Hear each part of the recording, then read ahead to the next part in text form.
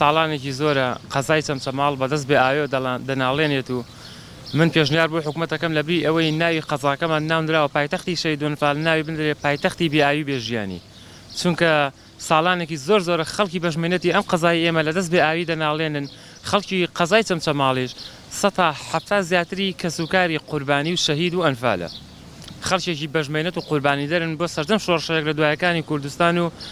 بە ژیانی خۆیان قوربانیانداوە بۆ سەرکەوتنی کورد دۆزی ڕەوای کورد پاژماوەی شەهید و ئەنفالن حکوومەتی گۆڕبەگۆڕی بەعز کەسوکاری ئێمەی برد لە نوگرە سەلمان و لە عەرعەر و لە بیابانەکانی عەرەب خۆڵی کردە باندەمیانەوە خنکانیانی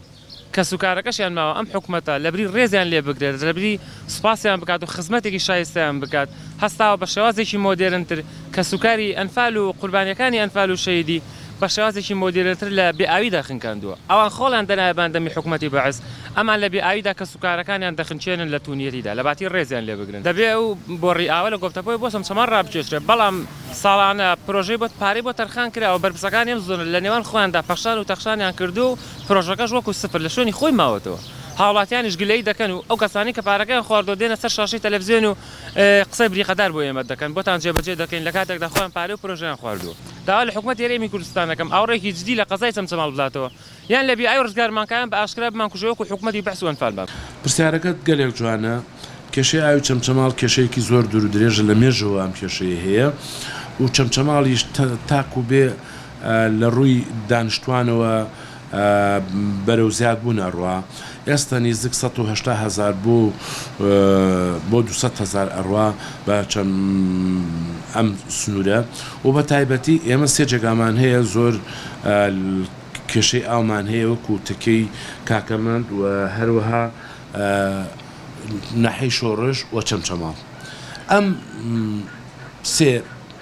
ئەم جێگایە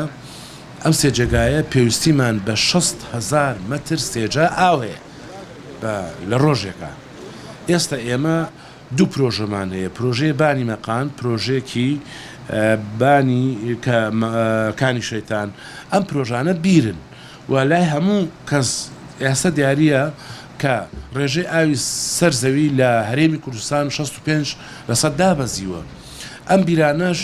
ئەم بیرانەش بتەکید نسبەتی ئاویان دابەزیوە سەرچاوەیە کەشمانەیە خەتی دووی دوکانە ئەگەر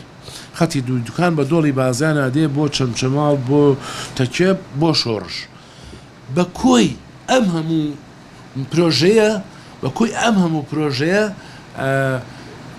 ئەگەر بۆ چەمچەماڵ و شۆڕش بگاتە 20,000 مەتری سێجا ئێمە بتوانین کەواتە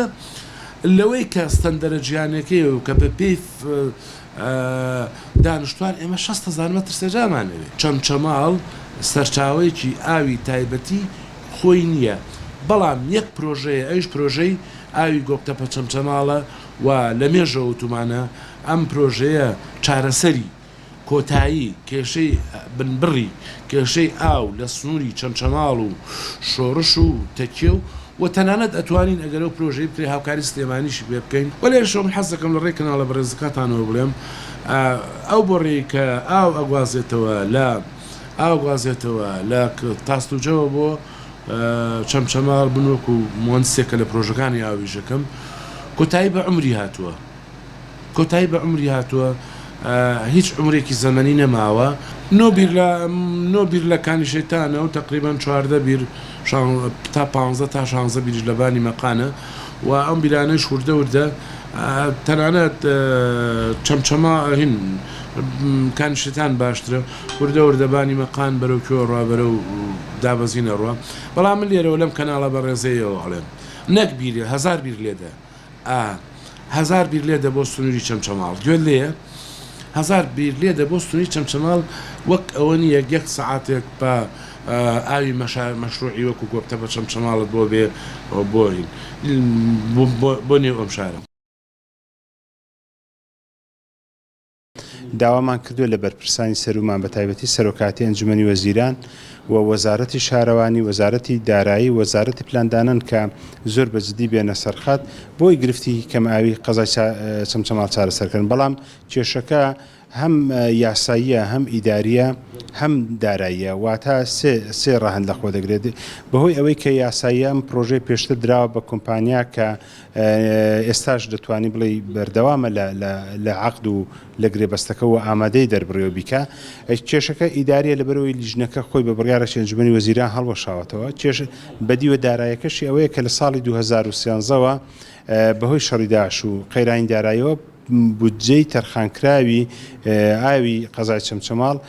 لە ئەسڵا کە بودجەکە تەرخانکراوە پارەی سیولی نەقدی بۆ دانەنراواتە پارەی بەردەست نەبووە ئەم سێ گرفتە بۆتە ئەوەی کە کێشە ئەساسیەکەی ئاوی گۆپتەپە قەزای چەمچەماڵ چارەسەر نەکرێت بەڵام ئێمە بۆ چارەسەری کاتی بەپەلە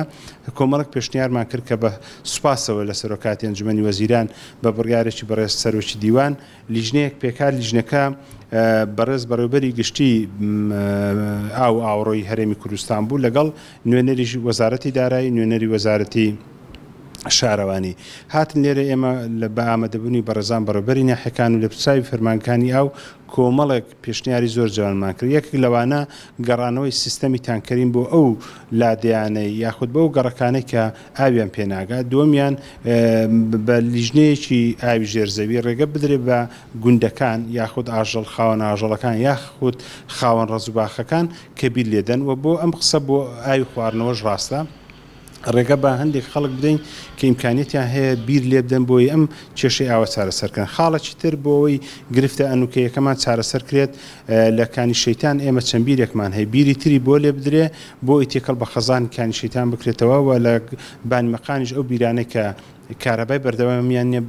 بەردەوامیان بخرێتە سەر و ئەوانەی پێویستیان بە سیانە و چاکسازی بۆ ڕێکان هەیە ئەوەش بکرێت لە لایەکی کە پێشنیارمان کرد کە بیری تازە لێ بدرێت بە قوڵی